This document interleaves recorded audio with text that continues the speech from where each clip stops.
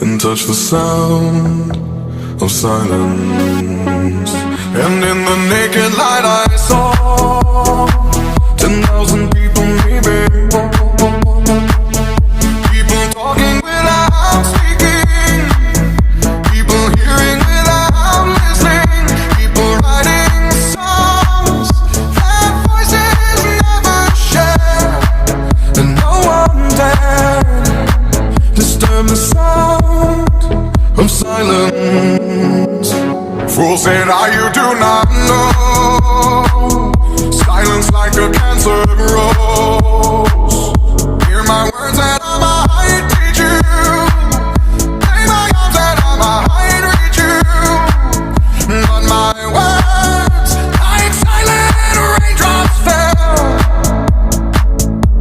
and echoed in the wells of silence.